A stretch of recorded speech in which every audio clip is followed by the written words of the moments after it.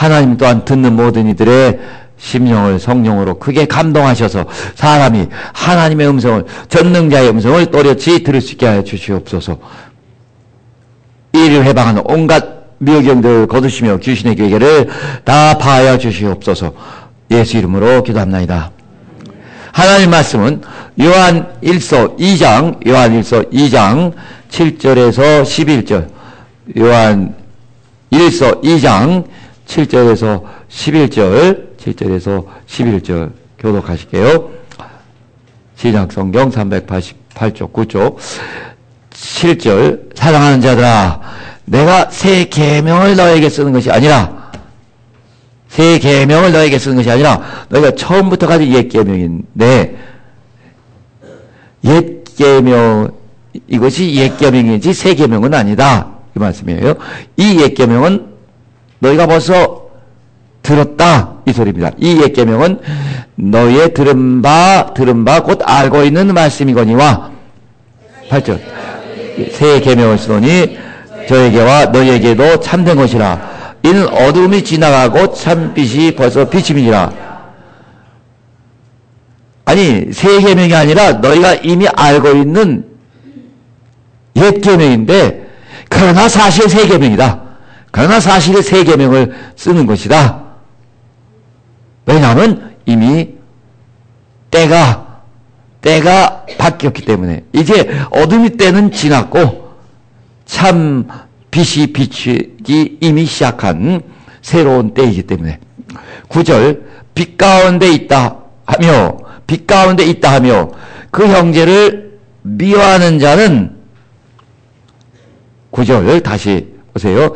빛 가운데 있다 하며 그 형제를 미워하는 자는, 9절이 성경에서 제일 무서운 구절이라고 합니다. 빛 가운데 있다 하며 그 형제를 미워하는 자는 지금까지 어두운 가운데 있는 자요, 그의 형제를 사랑하는 자는 빛 가운데 거하여 자기 속에 거리낌이 없으나. 9절 다시 봐보세요. 빛 가운데 있다 하며 그 형제를 미워하는 자는 지금까지 어두운 가운데 있는 자요, 그의 믿음이 제로라는 얘기예요. 그러면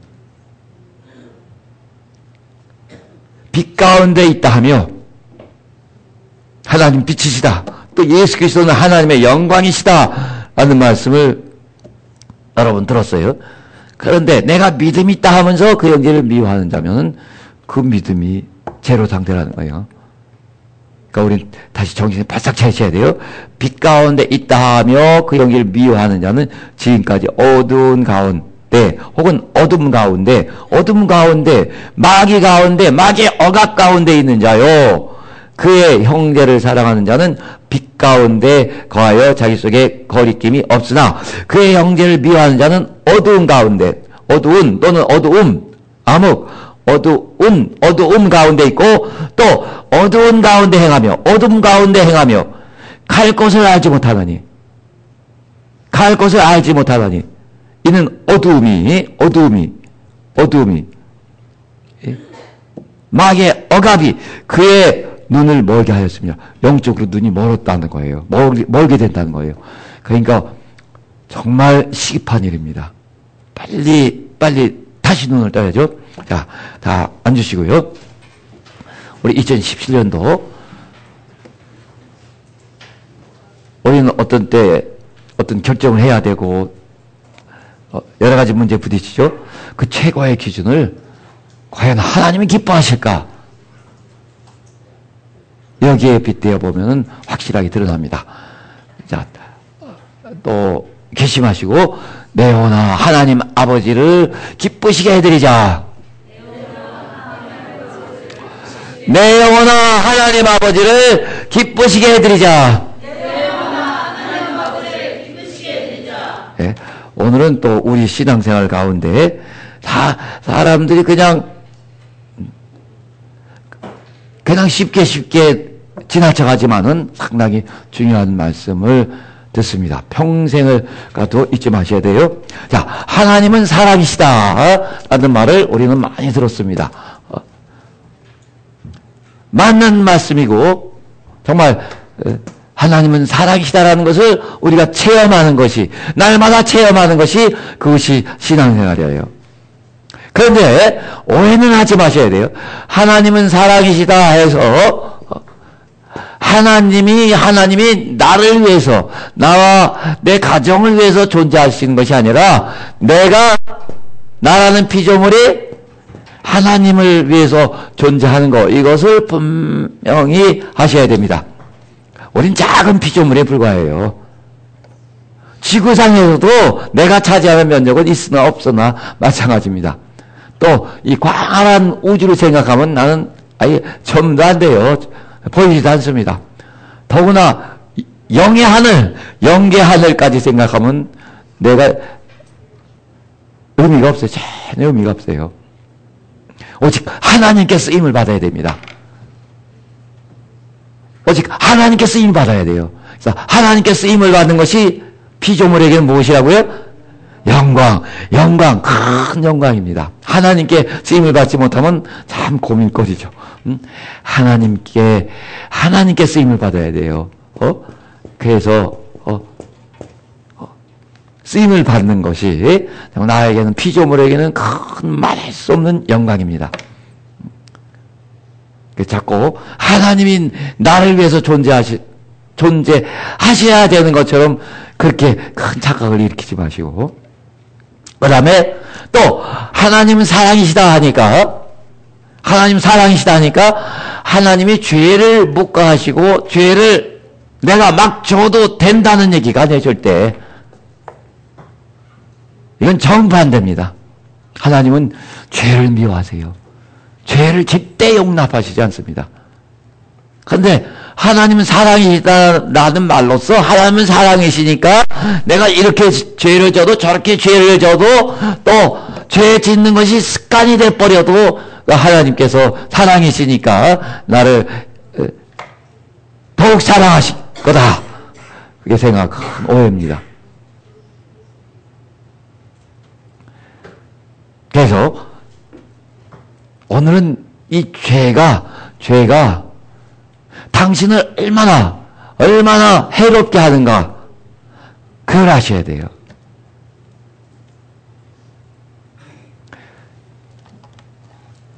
에레미야 5장 25절은 우리가 여러 번 봤습니다. 에레미야 5장 25절은 죄가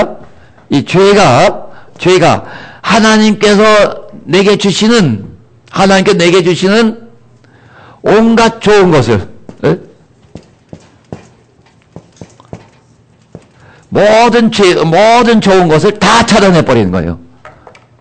우리가 햇볕이 따뜻하게 비춰와도 그냥 이 손등 하나로 막거나 또는 이만한 모치짝이 있으면 차단할 수 있죠. 바로 그처럼 하나님 주시는 모든 은혜의 햇살을 다 막아서는 겁니다. 그렇게 어리석은 짓이 어디 있어요?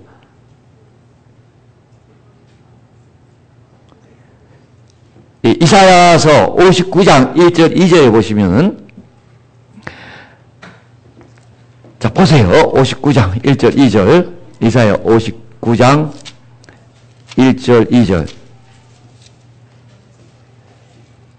여호와의 손이 짧아 구원치 못하심도 아니요. 여호와의 손이 짧아 구원치 못하심도 아니요. 귀가 둔하여 듣지 못하심도 아니라. 하나님이 능력이 없으셔서 당신의 기도를 응답 못하시는 것이 아니라, 당신의 어려운 문제를 해결해 주시지 못하는 것이 아니라, 또 하나님이 귀가 잡수셔서, 귀가 먹어서 그래서 당신의 기도를 듣지 못하시는 거 아니거든요. 오직 너희 죄악이 너희와 너희 하나님 사이를 내었고, 너희 죄가 그 얼굴을 가리워서 너희를 듣지 않으시게 하매니, 너희 죄가 하나님 사이를 가로막고, 너희와 너희 하나님 사이를 가로막았고, 너희 죄가 그 얼굴을 가리워서 하나님이 듣지 못하시게 하매니, 빨리 우리는 이 죄의 이 하나님과의 차단벽을 이걸 빨리 제거해 버려야 돼요. 나를 위해서. 제가 엊그저께 성경 읽다가 참 깜짝 놀란 부분이 있어요. 그게 어디냐면 열왕기하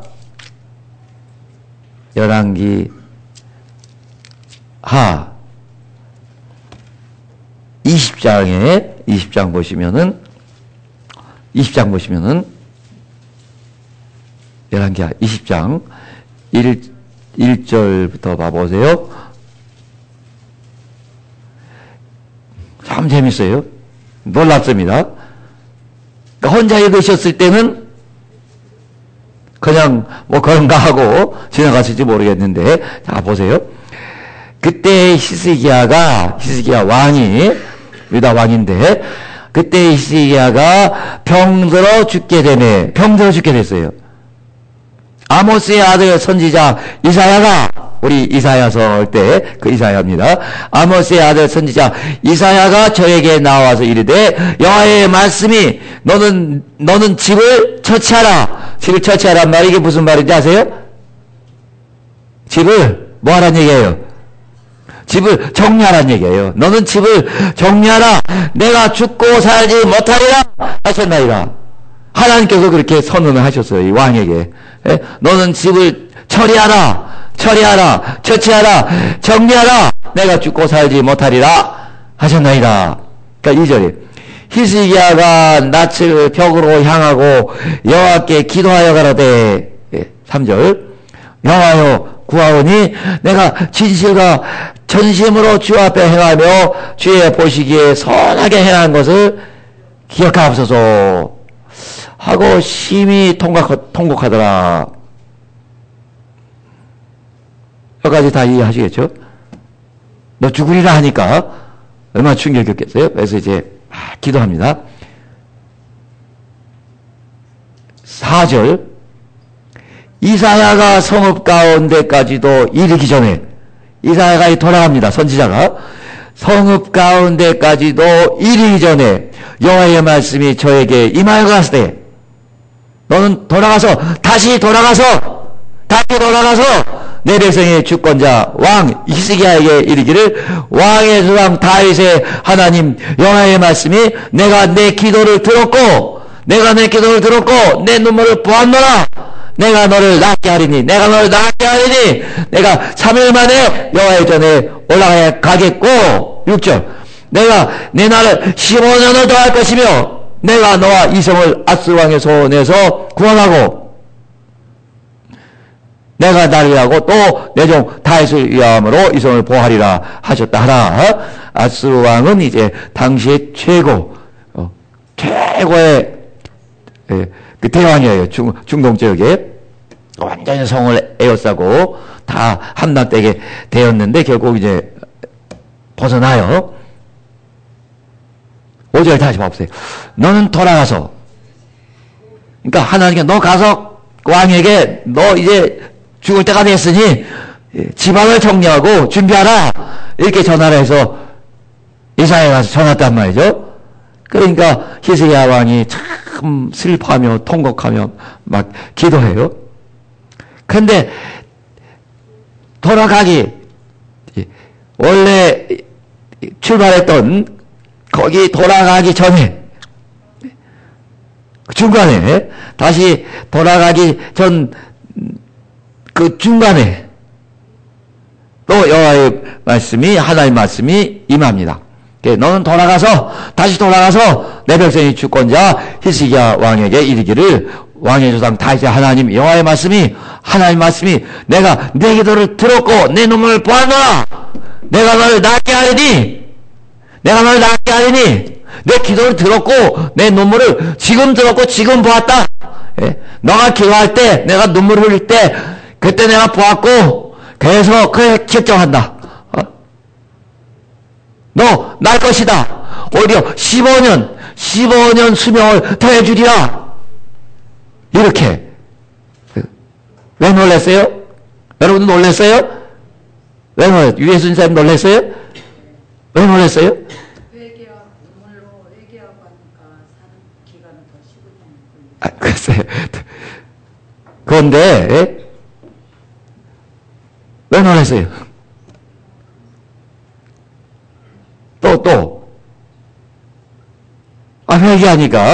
회개하니까. 그것도 놀랄 일인데.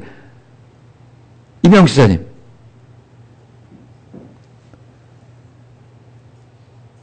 아니, 돌아가기도 전에, 예?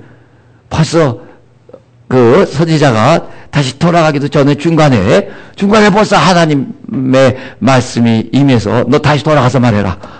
그렇게 즉각적으로 하나님이 응답하시란 말이죠. 그것도 즉각적으로 병 낫게 하겠고, 또, 수명을 15년 더 해주리라.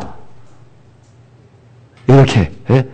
회개만 잘해도, 기도만 잘해도, 정말, 하나님께 전능자가 이미 선고를 내렸어도 그러나 이 사람이 이렇게 기도하니 통곡하며 기도하니 하나님께서 즉각 들으시고 그러니까요 여러분 하나님과 나 사이가 막혀있지 않으면은 얼마든지 이런 이적뿐만 아니라 어떤 큰 일이 일어날 수 있거든요. 예? 네, 예. 우리가 보면은 우리 기도가 오래 걸리기도 하고 참 막히는 것 같기도 하고 그렇죠. 기도를 막아서는 게 이렇게 빨리 응답받을 수도 있는데 예? 이렇게 빨리 응답받을 수도 있는데 그것도 하나님께서 너 이제 다 끝났으니까 네 수명 다 끝났으니까 정리해라. 그렇게 하나님 전능하신 전지하신 하나님이 다 아시고 이미 선언하셨어도 정말 진실하게 심한 통곡과 눈물로 예수처럼 그렇게 기도하니 또 하나님 들으시고 즉각적으로 그게 기도에 응답하시고 오히려 수명을 더하시고 이런 일들이 얼마든지 일어날 수 있는데 그러나 당신의 기도가 어딘가 막히고 있다면 그건 죄로 인한 거예요. 그래서 베드로전서 3장 7절에서는 남편들에게 하는 말이 너희가 이 아내들에 대해서는 약한 상속자 이 완력면에서 많이 약하고 또 심성도 약할 수 있죠. 너희와 같은 하늘의 상속자들인데 그래서 약한 것이라는 것을 알고 그래서 함부로 다루고 함부로 대하다가 너가 힘이 세다고 함부로 윽박지르다가 내 기도가 아내의 눈물로 인해서 내 기도가 막히지 않도록 하라. 내 기도가 막히지 않도록 하라 하신 것처럼 기도를 막는단 말이죠. 죄가. 그러니까 당신이 정말 실속 있는 사람이라면 죄로 인해서 내 기도가 막히지 아니하도록 여기에 좀 더 역점을 둘 수 있을 거예요. 야고보서 4장 4절에 보시면은 같은 문제예요. 야고보서 4장 4절은 어느 나라 가든지 대개 이렇게 찾아보게 돼요. 그건 아마 성령께서 그렇게 인도하시는 것 같은데 여러분 그리스도인들은 세상에 속한 사람들이 아닙니다. 세상에 속한 사람들이 아니에요. 그런데 당신은 정말 세상에 속한 세상 사람처럼 그렇게 먹고 마시고 생각하고 그렇게 생활하거든요.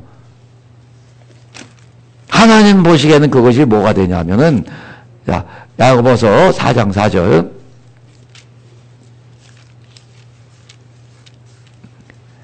야고보서 4장 4절이요. 간음하는 여자들이요. 세상과 벗된 것이 하나님의 원수임을 알지 못하니요. 374조. 세상과 친한 거. 이것이 벌써 하나님과 원수된 거예요. 거룩이라는 것은 세상과 완전히 구별되는 겁니다. 세상과 완전히. 우리는 세상과 구별돼야 되는 사람들. 왜? 우리는 하늘 시민권자들. 이 세상 한 100년 살다가 끝나는 사람들이 아니라 하늘에서 하나님처럼 하나님의 영생을 함께 누리는 정말 하나님의 피로 타신 하나님의 자녀들이란 말이죠. 그런데 당신은 자신의 이 신분을 너무 쉽게 망각하고 그냥 세상 사람과 똑같이 그렇게 살고 있다는 것은, 세상과 너무 친하며 친숙하게 살고 있다는 것은 대단히 위험한 일입니다. 그래서 가늠한 여자들이 하는 것은 난데없이 교회에 무슨 가늠한 여자들이에요. 세상과 가늠한 여자들. 세상과 가늠한 사람들. 세상과 벗된 것이 하나님의 원수임을 알지 못하는 이유. 그런즉 누구든지 세상과 벗이 되고자 하는 자는 스스로 하나님과 원수되게 하는 것이니라. 세상 살아가는 것이, 세상을 즐기고 또 어울려서 살아가는 것이 살만해요. 벌써 하나님과 원수가 됐어요. 이건 당신에게도 너무나 엄청난 손해입니다. 당신 이 세상 7, 80년 이제 100년 살다가 가는 세상 사람이 아니라 하나님 나라에서 하나님처럼 영원히 살도록 그렇게 부르심을 받고 그렇게 죄의 문제에 해결을 받은 하나님의 자녀예요. 그거 잊지 마세요. 그래서 갈라디아서 6장 14절에서는 나는 오직 그리스도의 십자가 밖에는 자랑할 것이 없더라. 세상은 나에 대해서 못 바뀌었고 나는 세상에 대해서 못 바뀌었노라. 못 바뀌었다는 얘기가 무슨 소리예요? 못 바뀌었다. 나는 세상에 대해서 못 바뀌었고 십자가에 못 바뀌었고 세상은 나에 대해서 십자가에 못 바뀌었노라. 무슨 소리라고요? 예? 상관이 no relationship. 상관이 없다는 거예요. 그 본질적으로 말하면 내가 이 세상에서 먹고 살고 있지만은 직장도 다니고 공부도 하고 있지만은 근본적인 면에서, 예? 본질적인 면에서 나는 세상 사람이 아니오. 세상과 관계가 없는 사람이에요. 왜? 하나님 나라의 사람이니까. 하늘 시민권자니까. 여기서는 그야말로 잠시 머물다 가는 겁니다. 여러분, 그래서 마귀에게 속지 않으려면은, 또는 마귀에게 억압당한 것이 벌써 뭐냐 하면은, 이 세상만 생각하고 있다면은, 그래서 영혼을 망각하고 있다면은, 여긴 벌써 마귀에게 억압된 거예요. 예? 억압된 거예요. 그러니까 억압됐다니까 막 어떤 눌림을 받고 있다. 그래서 내 육체가 압력을 받는 게 아니라 영적인 억압을 말하는 겁니다. 그래서 정말 생각해야 될 것을 생각하지 못하고 망각하고 있는 거죠. 우리는 정말 영혼을 앞에 두고 있는 사람들입니다. 그 영혼을 내가 어디서 지낼까? 이것을 이 짧은 세월 동안에 결정하는 거예요. 예? 그래서 세상과 벗하지 아니하고 정말 이 땅에서 하나님 나라를 사랑하며 소망하며 그 나라의 확장을 위해서 내 온몸을 불사르며 살아가는 겁니다. 그래서 우리가 성령 받은 다음에는 무슨 생활을 하셨어요? 성령 받은 다음에는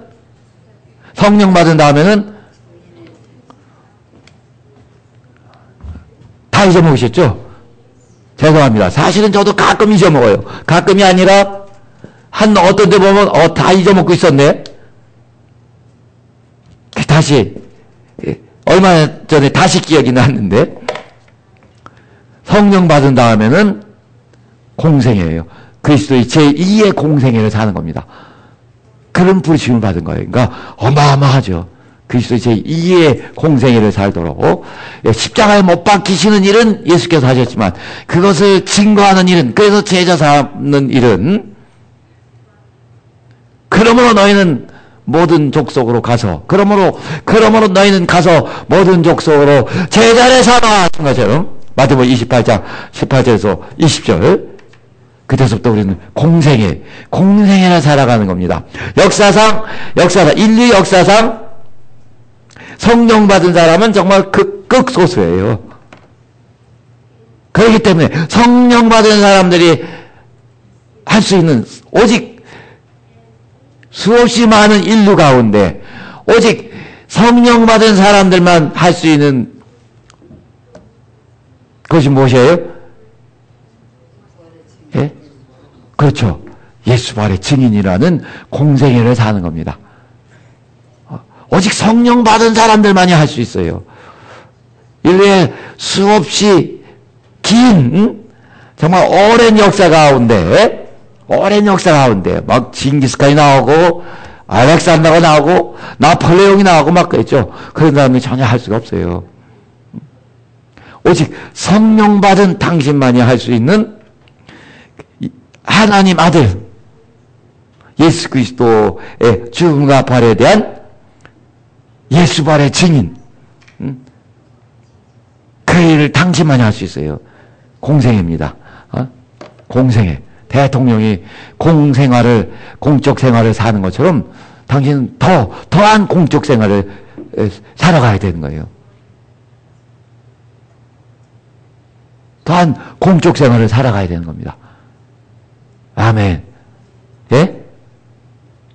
아니, 당신 나 잘 모르겠는데요? 상관없어요. 나 여태까지 모르고 자꾸 한번 들었는데 여태 또 아주 깜깜하게 까먹고 있었는데요? 상관없어요.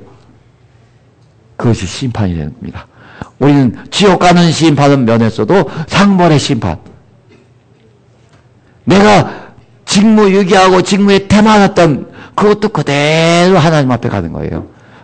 그래서 구원받은다면 뭐한 대로 갚으리라? 행한 대로 갚으리라. 행한 대로 갚으리라. 뭐한 대로 갚으리라? 이게 얼마나 무서운 말인지 몰라요, 여러분. 예, 당신 실감을 못한다고 해서 난 믿음이 좀 없는데요. 나중에 믿음이 좀 생기면 할게요. 믿음이 생길 때까지 그만큼 영원한 후회거리로 남는 거예요. 예. 여기까지 왔어요. 이 죄의 문제 때문에 죄가 나와 하나님 사이를 가로막는다는 거. 세상과 벗하면은 하나님의 원수가 되는데 왜 이 말씀을 말하게 되냐면 당신은 죄에 대해서 너무 친숙해서 너무 봐주고 너무 허용하고 너무 너그럽다가 보니까 그러니까 죄에 대해서 이 세상과 벗하듯이 아주 그냥 일상화가 되어버렸단 말이죠. 그래서 감각이 무뎌졌어요. 죄에 대해서 정말 예민해서 이러면 안 되지 하고 팍팍 돌이켜야 되는데 근데 이게 참 무뎌졌어요. 그래서 말도 참 씩씩하게 잘하고 그런데 두렵습니다. 저는 이렇게 정말 어떤 사실을 누구하고 어떤 사실을 말했어도 그 의도가 당시에는 제대로 의식하지 못했는데 그 의도가 하나님 앞에서 참 내가 부끄럽구나, 나빴구나 해서 최근에 그런 것을 회개하기도 했는데 그 보통은 누구하고 얘기한 다음에는 당시에는 막 얘기하다 보니까 모른다 해도 당시 말하고 있는 당시에도 참 조심스러워요. 참 조심스럽고 하나님을 막 의식합니다. 그래도 얘기하다 보면 내 주장도 막 하게 되고 다 그런 건 아니겠지만은 누구하고 얘기하게 되면 대개가 회개하게 됩니다. 또 아직 못 잡아냈어도 하나님 제가 누구에 대해서 말하다가 혹시 하나님 앞에서 범죄하였다면 그것을 가르쳐 주시고 또 용서하소서. 옳은 죄로 말로서 너무 많은 죄를 짓는지 몰라요. 너무 익숙해져 갖고서 얘는 감각이 없어져 버리거든요. 그러나 우리가 예민해야 될 것이 성령에 대해서 예민해야 될 것이며 죄에 대해서 예민해야 됩니다. 아멘. 죄에 대해서 예민해야 돼요. 신앙생활 잘 하려면. 죄에 대해서 용감하고 막 갚아야 하면은, 그건 너무나 위험한 거예요. 너무나 위험한 거예요. 너무나 위험한 겁니다. 그래서 어떤 사람한테 나하고 얘기한다면은, 당신 꼭 회개하라. 나도 하니까. 우리가 얘기하다가 죄졌을지 모르니까.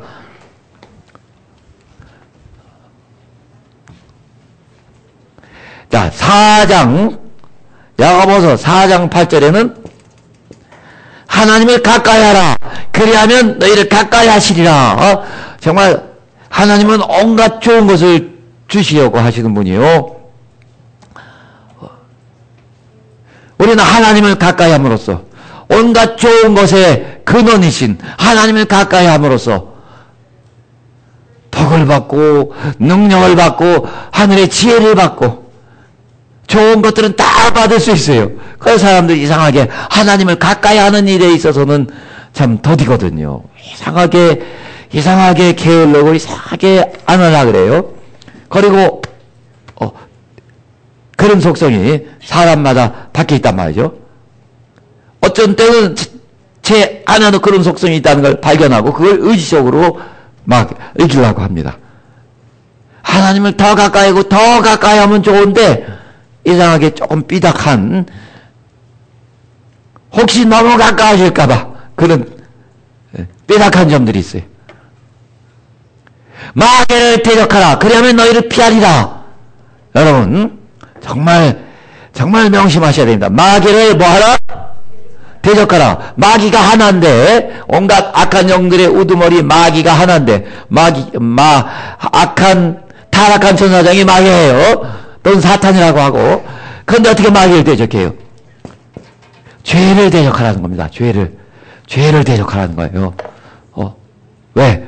죄는 하나님께서 주신 온갖 좋은 것들 다 막아서고, 저주를 불러들이니까, 귀신을 불러들이고, 저주를 끌어당기니까, 당신에게 온갖 불행을 끌어다니니까, 온갖 나쁜 것들을 다 끌어다니니까, 죄를 대적하라. 죄와 뭐 하라는 얘기예요? 죄와 싸우라는 얘기입니다. 첫째, 싸우기 위해서는, 우리 투지라 하죠, 투지가 있어야 되는데, 투지를 불태우지 못하면은 싸움을 잘 안 하는데, 뭐 해야 돼요? 죄를 미워해야 돼요. 근데 당신은 죄를 미워하기는커녕 너무 친숙해 하고 너무 사랑하나 봐요. 혹시 도망갈까봐. 그러다 보니까 그 죄의 속성이 내 성품이 되어버린 사람도 있을지 몰라요. 죄를 미워하세요. 자, 내 영혼아 죄를 미워하자. 내 영혼아 죄를 미워하자. 갖고 있어봤자 당신에게 저주를 불러들인다니까요. 온갖 나쁜 것들을, 사고를 불러들이고 병을 불러들이고, 우리가 생각할 수 있는 나쁜 것들은 다 여기서 오는 거예요. 다 우연 같아도 그런 것이 아니라 정말 죄가 온갖 나쁜 것들을 다 불러들이므로 나는 정말 죄 짓지 않으려고 아주 결심하고 막 미워하셔야 돼요. 죄를 사랑하시면 안 됩니다. 죄 짓는 순간은, 사람들이 왜 죄를 짓냐면 죄 짓는 순간은 그래도 달콤한 맛이 있단 말이죠. 죄 짓는 순간은, 가늠한 순간은 달콤합니다. 죄 짓는 순간은 달콤합니다. 달콤해요. 게으름 부리는 거 죄인데, 게을러서 굴러다니는, 그때는 달콤합니다. 그러나 당신이 더 큰 해악을 갖고 온다는 것을, 그걸 항상 의식하시고 죄를 막 미워하셔야 돼요. 어떻게 하면 내가 더 미워할까? 이걸 연구하셔야 됩니다. 죄를 미워하고 죄를 대적하라는 거예요. 싸우라는 겁니다. 싸우라는 겁니다. 하나님은 당신에게 큰 불만이 계세요. 여러분, 하나님은 당신에게 큰 불만을 갖고 있습니다. 당신은 속으로 하나님은 사랑이신데 내게 왜 돈을 팍팍 안 주시나? 하나님은 사랑이신데 내게 왜 집을 안 주시나 아직까지도. 하나님은 사랑이신데 내게 왜 이런 어려움이 있나 하고 막 고민할 거예요. 하나님은 당신에게 큰 불만을 갖고 있습니다. 이걸 먼저 풀어드리세요. 그러면 아마 아까 히스기야 왕 읽은 것처럼 정말 하나님께서 순식간에 당신의 어려운 문제나 당신의 기도를 들어주실 수 있어요. 예? 하나님이 당신에게 어떤 불만을 갖고 계신지 가르쳐 드릴까요? 여러분, 알고 싶어요? 진짜요? 가만히 있어 보세요. 그 전에 근데 우리 이스라엘 왕 중에서, 북왕국 이스라엘 왕 중에서, 갑자기 북왕국 하니까 이스라엘 왕 중에서 제일 하나님을 속상하게 한 왕이 누구죠? 이스라엘 왕 중에서, 북왕국 이스라엘 왕 중에서 하나님을 제일 지겹게 하고 제일 보기 싫게 한 왕이 누구죠? 여러 왕 중에서. 사회적 누구지?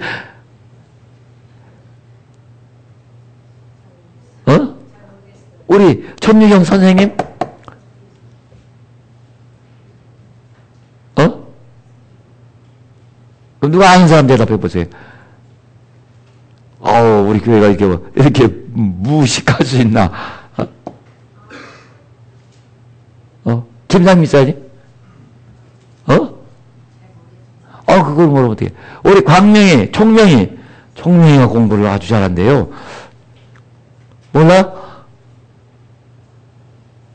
우리, 몰라요, 진짜? 김희은 집사님.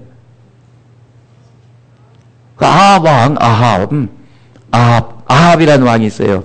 아주 우상숭배 최고로 많이 한 왕인데, 최고로 많이 한 왕이라 하나님이 가장 지겨워한 사람인데,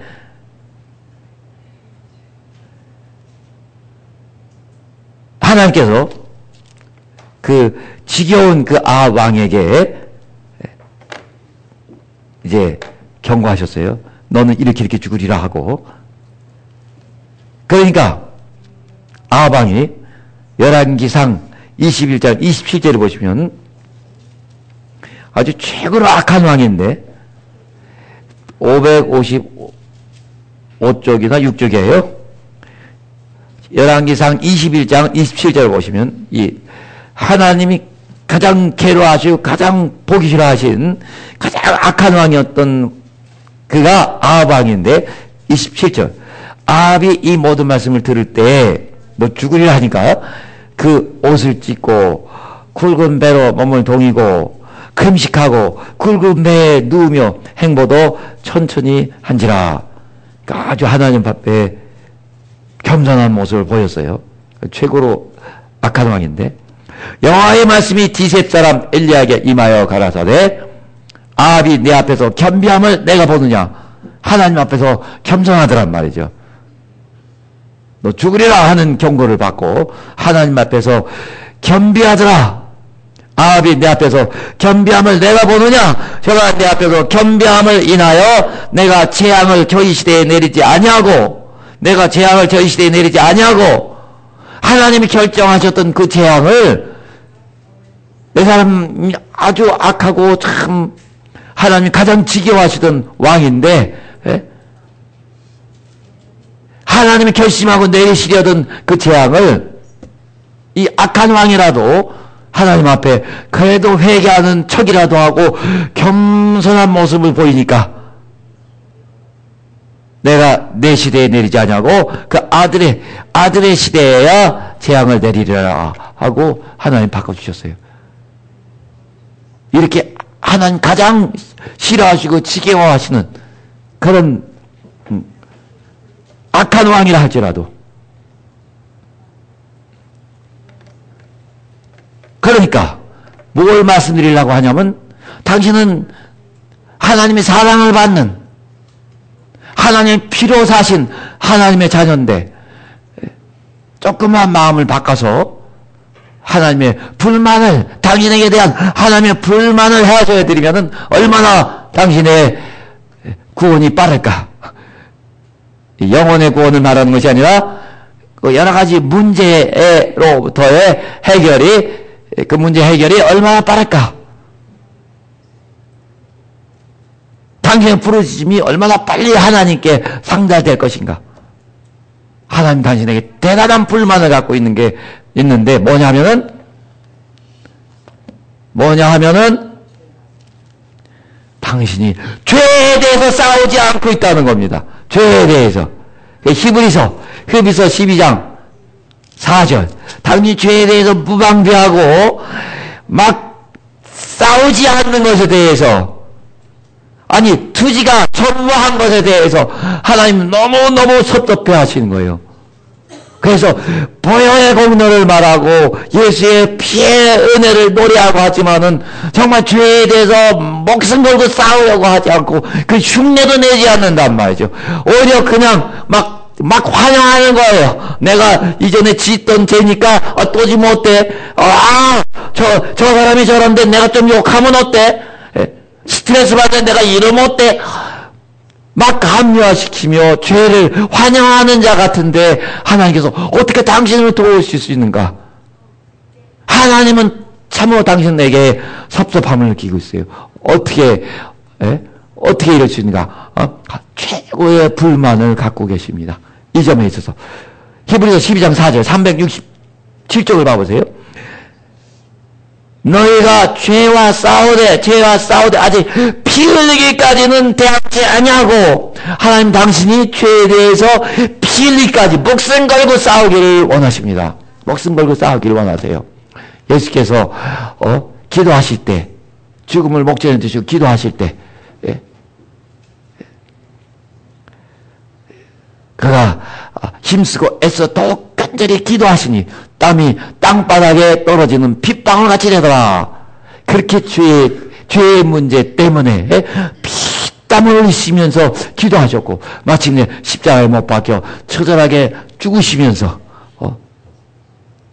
피를 쏟아내셔서 당신의 지옥갈 죄를 다 갚아주셨는데, 그래서 이제 당신이 하나님을 아버지와 부르는 하나님의 자녀가 되었고 하늘의 큰 영광을 사모하게 되었는데,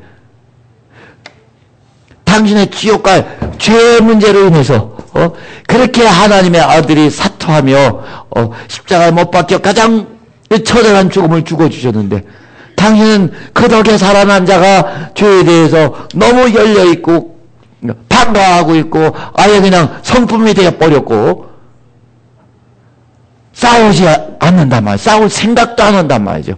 오히려 핑계거리만 많이 대고 있고, 하나님이 얼마나 그런 자세에 대해서 불만을 갖고 계시는지 그걸 아셔야 돼요. 이제부터는 막 죄에 대해서 피 흘릴까지, 죄를 대적하는데 어느 때까지? 피 흘릴까지 막 싸우시오. 나를 위해서, 나와 내 가정을 위해서. 그렇지 않으면 나와 내 가정에 어떤 좋지 않은 것들은 다 올 수 있단 말이죠. 그래서요, 여러분, 우리가 그렇잖아요. 누가 내 욕했다 하고 막 좀 정말 비기시는 사람들이 생기죠. 그것도 가까운 데서 우리가 기도할 때 먼저 그런 문제로 해서 기도해야 돼요. 그래서 제가 하는 거니까 제가 이렇게 하겠다는 거니까 여러분도 이렇게 하시면 좋을 거예요. 먼저 나한테 피해를 준 사람, 욕을 한 사람, 정말 큰 상처를 남긴 사람, 우리 주님의 십자가에 죽으신 그 피의 공로를 생각하시고 의지하시면서 용서합니다. 하나님 저 사람 용서합니다. 하나님 그 사람 용서합니다. 나도 용서해 주세요. 나도 용서해 주세요. 그 사람은 죄가 많고 그 사람은 나쁜 짓 많이 했는데 나는 그렇지 않았을까요? 하나님, 저 사람 용서해 주시고 그 사람 용서해 주시고 나도 용서해 주세요 하고 곧바로 그 사람은 이런 데서 죄를 지었겠지만 난 또 다른 데서 얼마나 많은 죄를 졌어요. 하나님 그 사람 용서해 주시고 나도 용서해 주세요. 나도 용서해 주세요. 아멘. 정말 용서가 될 때까지 이 말을 자꾸 반복하세요. 큰 소리로, 가능하면 큰 소리로. 그러면 이 말에 의해서 마음까지 올라올 겁니다. 자꾸 말로 의지를 갖고 용서할 결심을 하시고 먼저 결심을 하시고 누구 용서합니다. 나도 용서해 주세요. 왜 결심을 하지 않으면 안 되냐면 당신이 결심하지 않고 계속 남을 미워하거나 불쾌하거나 어떤 혐의를 계속 갖고 있으면은 그 죄가 하나님과 당신 사이를 끝까지 가로막고 있으니까 끝까지 가로막고 있고 그만큼 귀신이 작업하고 마귀가 억압하니까 왜 그렇게 실수 없는 짓을 하냔 말이죠. 나와 내 가정을 위해서라도 이거는 정말 이 하나님과 나와의 죄의 담벽은 이건 없애야 되겠다. 어떻게 해서든지 해서 정말 심한 통곡과 눈물을 해가면서라도 이거 결심하시고 용서할 결심하시고 죄의 문제를 해결할 결심하시고 그 다음에 하나님 용서합니다. 나도 용서해 주세요. 나도 용서해 주세요. 그리고 예수께서 하라신 대로만 하란 말이죠. 뭐 하라고 하셨어요? 너를 저주하는 자, 너를 학대하는 자, 너를 핍박하는 자를 위해서 축복하라. 하나님 저 사람 축복합니다.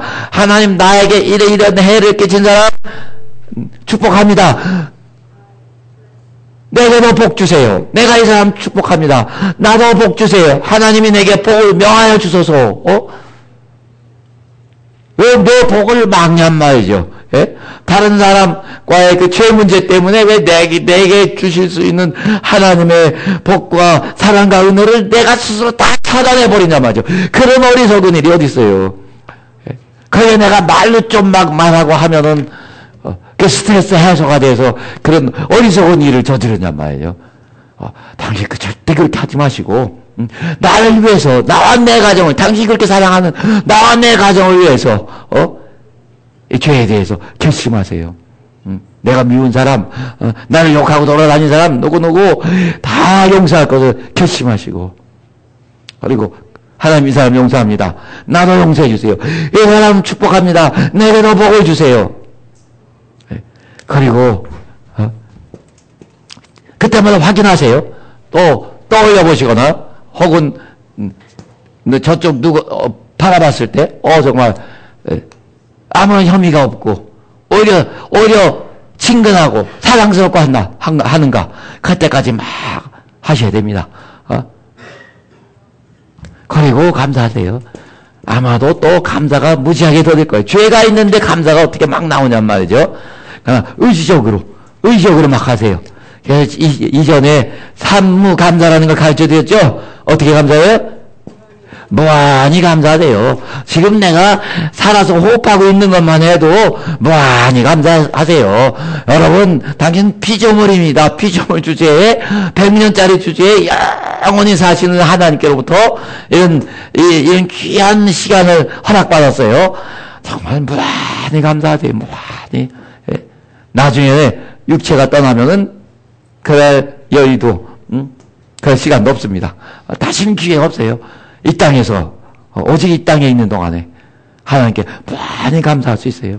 무한히 감사하시고 또 그렇죠. 무시로 시도 때도 없이 사실은 간구하는 기도보다 이게 배는 많아야 된다 그런단 말이에요. 감사하는 시간이 또 나는 이렇게 불행하냐? 다른 사람은 이것도 잘 되고 저것도 좋고 건강도 있고 머리도 똑딱하고 다 있는데 나는 아무것도 없네. 돈도 없고 이것도 없고 저것도 없고.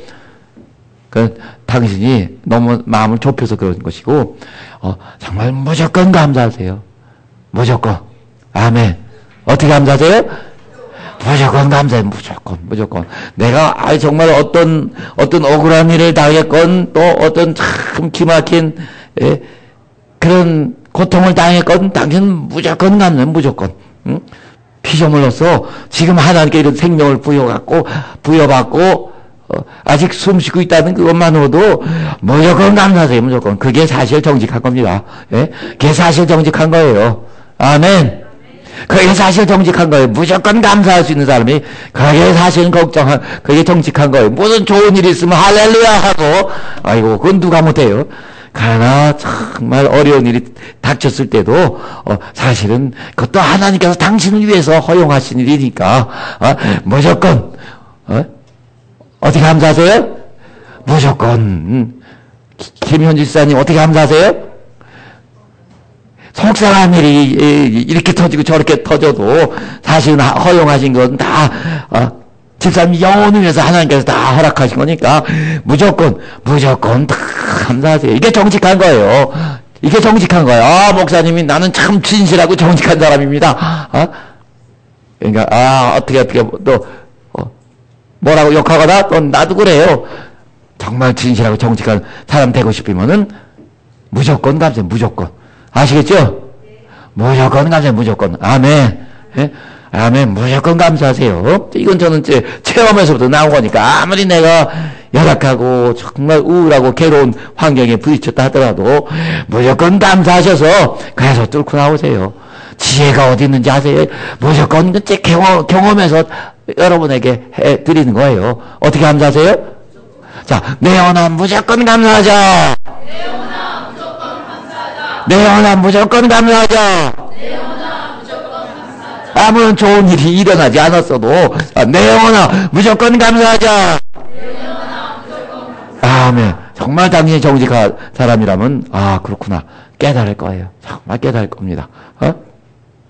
그래서 여러분 내가 미워하는 사람이 혐의가 있는 사람이 하나도 없어야 돼요. 그리고 우리는 괴로운 게 또 힘들다고 하는 게 아니 멀리 떨어져 있으면은 안 보이기나 하면 잊어먹으면 되지. 그건 더 위험한 거예요. 사실은 더 위험한 거예요. 안 보이면은 이제 세월의 약이라고 서서히 이제 기억도 흐려지고 보이지도 않고 하니까 다 잊어먹죠. 그러나 그 죄가 어디 갔겠어요? 그 죄가 어디 갔겠어요? 우리는 사람은 한계가 있으니까 보이지도 않고 이제 시간도 오래됐으니까 기억도 아픔도 희미하지만은 그러나 그 죄는 그대로 있어서 나를 일생 동안 갈아막고 있는 겁니다. 예. 차라리 보일 때마다 내가 확인하면서 하나님 누구 용서합니다. 또 봤는데 또 화가 올라오네. 그러면 아직도 내가 이거 거짓이었구나. 내가 거짓 회개했구나. 내가 아직도 주의 보혈의 은혜를 알기는커녕 아무것도 모르는구나. 자기가 스스로 확인할 수 있잖아요. 스스로 확인할 수 있잖아요. 내가 가짜구나 해서 또 막 통곡하며 막 울며 하나님 누구 용서합니다. 내가 이 사람 이거 용서도 못하고 있어야 하고 막 또 자기 자신 죄와 싸워서 자신과 싸우고 죄와 싸워서 용서하세요. 예? 완전히 이런 혐의가 없어지도록 하루 이틀 돼서 안 끝날 수 있죠. 기도하기 전에 꼭 막 정말 투지를 발휘해서 피 흘리까지 하라 하셨으니까 정말 당신이 어느 정도만 의지를 발휘하고 하나님 사람 용서합니다. 나도 용서하세요 하고 했을 때 하나님께서 그렇게 할 수 있는 힘도 주실 거예요. 예? 정말입니다. 하나님이 힘 주시고 또 그 상황도 바꿔주시고 자 일어나셔서 기도하시는데 이 문제를 꼭 해결하셔야 돼요.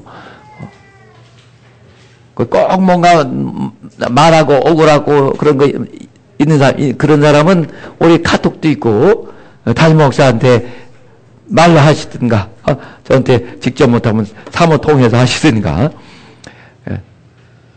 꼭 인간한테 말을 해야 되겠다 하는 경우는 또 보고해야 되겠다 하는 경우는 자 일어나셔서 일어나셔서 기도합시다.